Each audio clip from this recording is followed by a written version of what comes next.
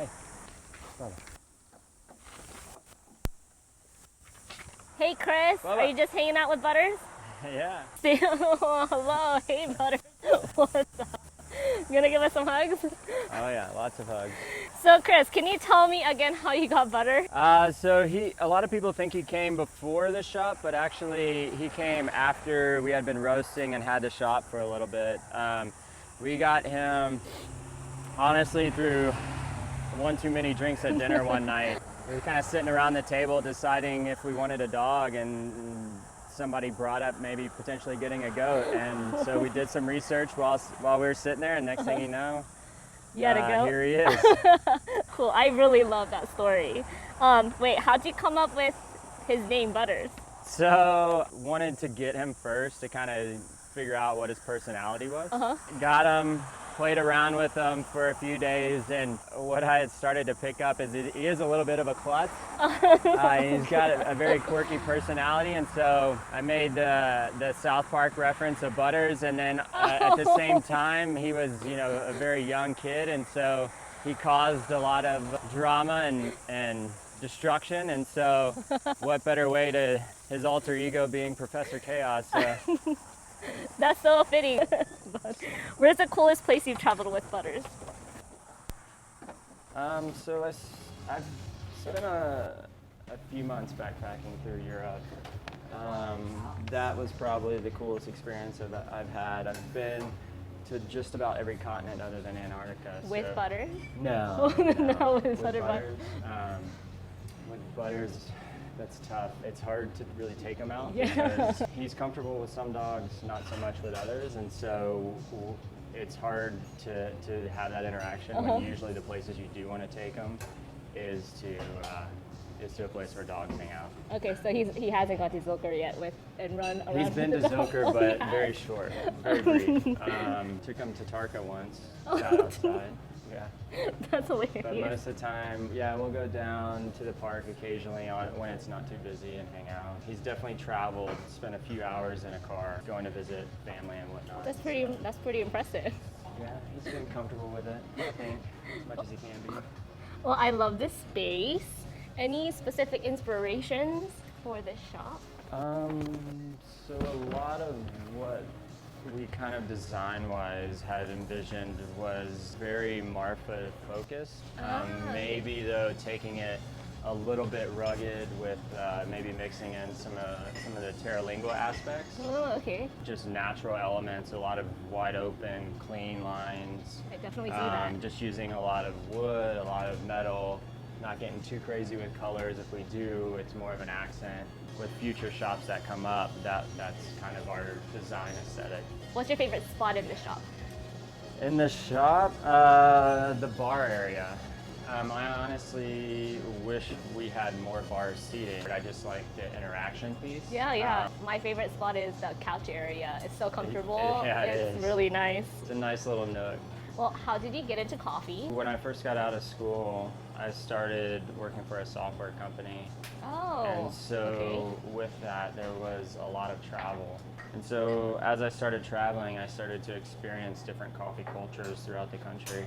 Wanted to more or less progress in the coffee world. Yeah, and so while I was still there, I started to home roast, started to learn a little bit more about the roasting, and then progressed it one day into I was randomly looking at something online and found a commercial roaster, which was our first roaster. I started working on that guy in the garage, just kind of learning as I go. Back then there wasn't much online to really inform you direction-wise, and so it was a lot of trial and error. And then it just kind of snowballed from there to the point of wanting to continue into actually building out a shop. And look at what you've built. This is awesome. How many caffeinated drinks do you find yourself drinking in a day?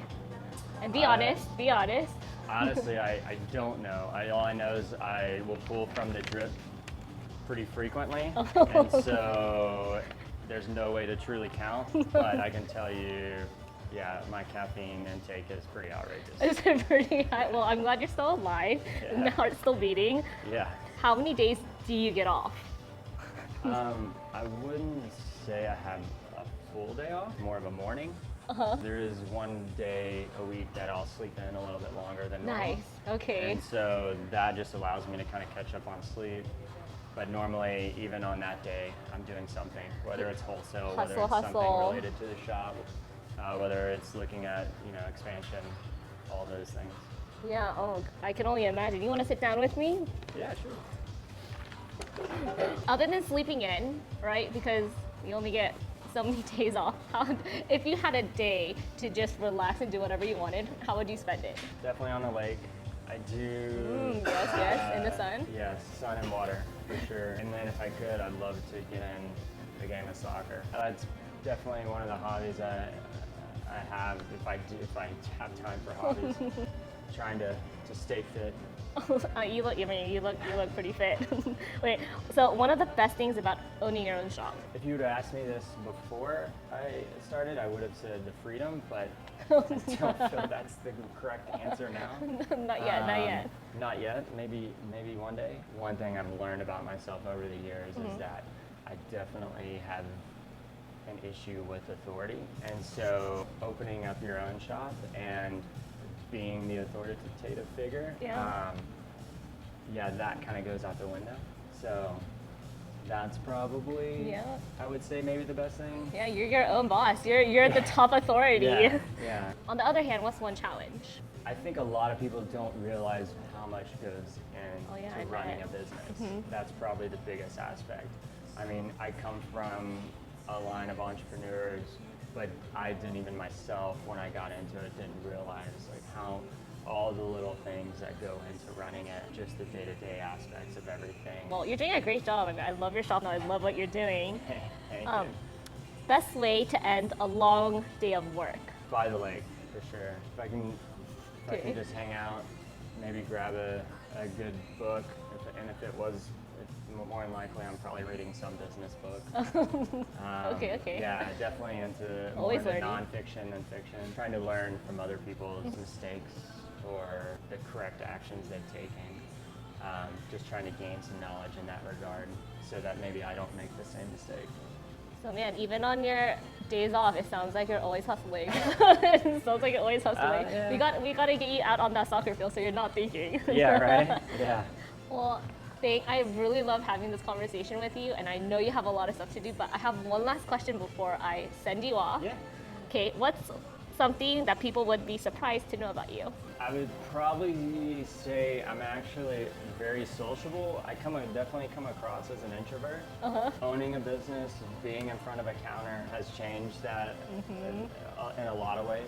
It's definitely allowed me to open up and become more sociable. Yes, I'm actually an introvert, so I feel you on that. Yeah. So Definitely decompressing is good afterwards. yes. Yeah, like some silent time. Some silent time, some butter time with butters, and on the lake, I guess, with a book. Yeah. That's the best way. We definitely take some good naps afterwards. So. That's cute. Well, I really appreciate your time. Thanks so much. Thank you. I'll let you get back to all the hustling you gotta do. All right, cheers, guys. Thank you, and thanks for the drink. I definitely feel on all this stuff that you're talking about.